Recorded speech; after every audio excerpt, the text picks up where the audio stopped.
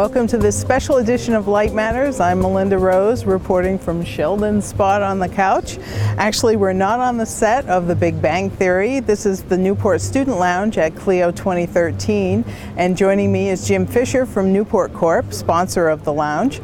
Jim, tell us how this came to be and how Newport's relationship with The Big Bang Theory started. Sure, Melinda. So we've been involved with the show The Big Bang Theory for the past several seasons now. We were contacted by their set design group for help with the technical build out of some of the labs, what they call the set dressing. In particular, Leonard's lab, which is Leonard's an experimental physicist as opposed to Sheldon, who's a theoretical physicist. So fans of the show understand the complexities there.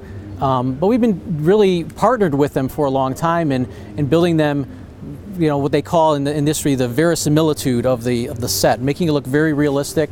Whether it's fully functional or not, that's another issue. But from a standpoint of trying to incorporate some realism, that's what they've really called upon Newport's help. And in the lounge today, we thought we would kind of show some of the props from the show that really relate to the lasers and the products that Newport has, in addition to just physics in general. So one of them is in the back corner is a chess set, which was actually designed and built by a member of our Technology and Applications Center, Tommaso Baldacchini, and it really represents how optics could be incorporated into a chess set that somebody like Leonard would typically have in their apartment. And you actually have seen the chess set in the show. It's kind of in the background of their living room. And then also we brought some product from a recent episode in Howard's lab, where Howard actually left his laser on and wound up burning a hole in his wall. And then what he did is he basically took a picture of him and Bernadette and covered it. It was a very short sequence, but just providing some realistic props and elements really helps give that show the extra realism. They actually have technical consultants from the show that provide the mathematical problems and the equations that you see Sheldon kind of incorporating on his whiteboard. So we just wanted to have some fun here at CLEO, share it with the students, partner with OSA. We know the show is very popular, and I mean this has been the most popular student lounge we've ever had at CLEO. Yeah. And I don't know how we're going to top this next year. We'll have to figure something out. Yeah, I think you may have to bring one of the characters here if you can. Yeah, one of the characters would be fun. Maybe I could reach out to them and do that. But it's been fun. It's really good to support the students, encourage their scientific discovery. Hopefully the show encourages people to venture into this science too. Absolutely, yeah. So it's made science cool, which is nice, because science is cool. Yeah, it is. Well, thanks, Jim, and as much fun as it is having a spot like this, let's not forget that a big attraction at CLEO is the Strong Technical Program. One presentation getting a lot of attention is that by Joseph Lukens of Purdue University, who spoke with me about his work on a time cloak for optical communications. Temporal cloaking is a relatively new concept, and it evolves out of concepts in spatial cloaks. And spatial cloaking has received a lot of attention over the past decade or so in metamaterials. And in a spatial cloak, one hides an object in physical space, making the light bend around it in such a way that an observer thinks nothing is there. Well, it turns out we can extend these concepts in space into time, and we can do similar things in time. By speeding up the front part of a beam and slowing down the back half, we can create a gap in which any interaction that would normally be picked up by this probe beam is not, because the probe has zero intensity. It's like a hole in time. And then later, after this event is over, we can close up the hole, and so that to an observer at the end it looks just like a flat beam. Nothing actually happened when in fact something did. And the first demonstration of temporal cloaking was by a group at Cornell University, and it was published in Nature at the beginning of 2012, some seminal work. But their cloak operated at relatively low speeds, and the event that they were looking for was a nonlinear interaction with a femtosecond laser. We asked ourselves, could we take these same ideas and actually bring it up to telecommunications data rates? So instead of operating in the kilohertz regime of high-power lasers, can we operate in the gigahertz regime for high-speed communication?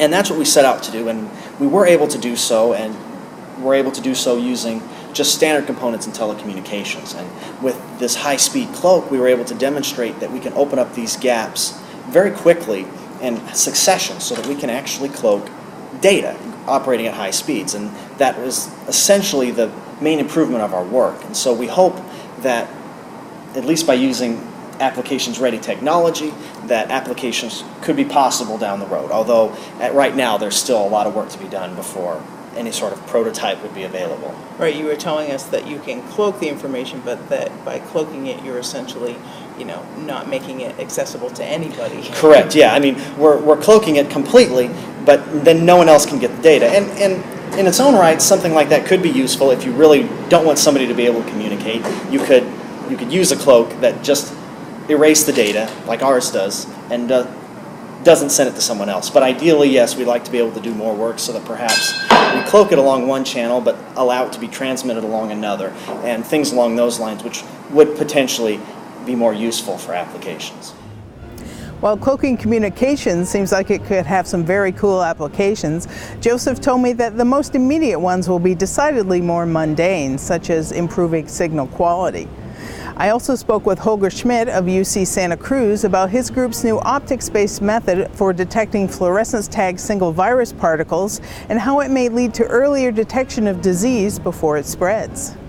We're basically developing new optical technology to deal with liquids and gases on a chip and bring new capabilities to the table, especially for medical diagnostics and other applications. And your method would be able to detect a bunch of different types of viruses at the same time? Yes, eventually the goal is to detect and differentiate several pathogens simultaneously with very low sensitivity on clinical samples. And why don't you tell us a little bit about how it works? Right, so at the heart of the technology is a little silicon chip about the size of a thumbnail. And the key thing about it is that it contains both solid core waveguides and hollow core waveguides.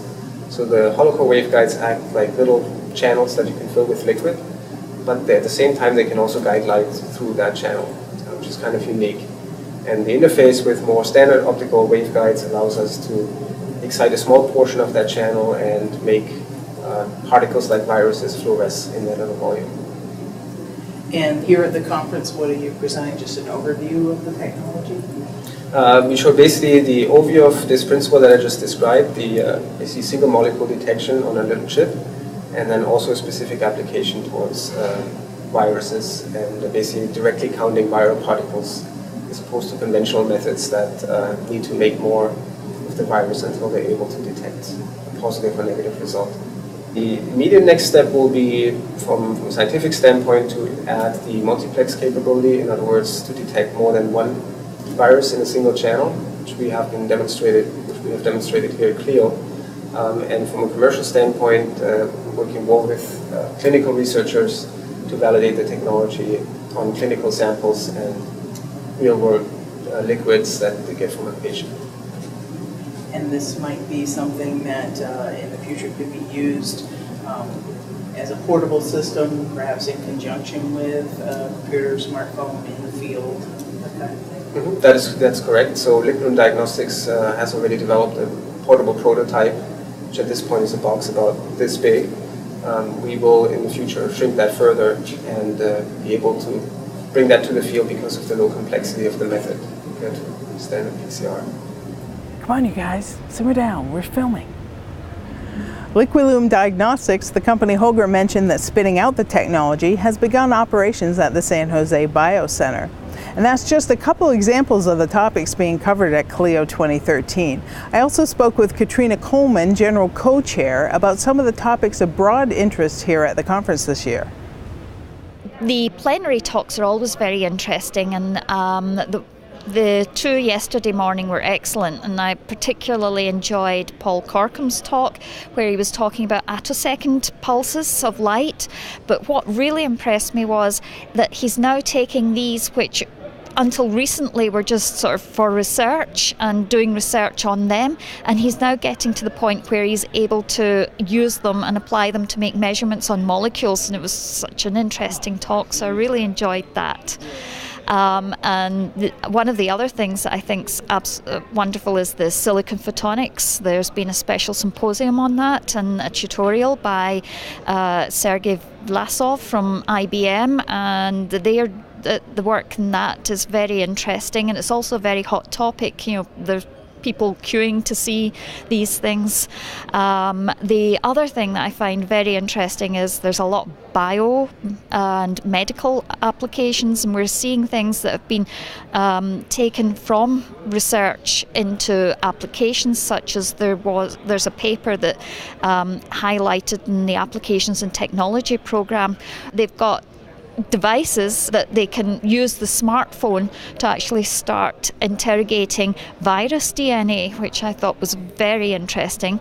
The other thing, that applications for LEDs, there's still very much research being done on LEDs, but you can also see in the applications side of things,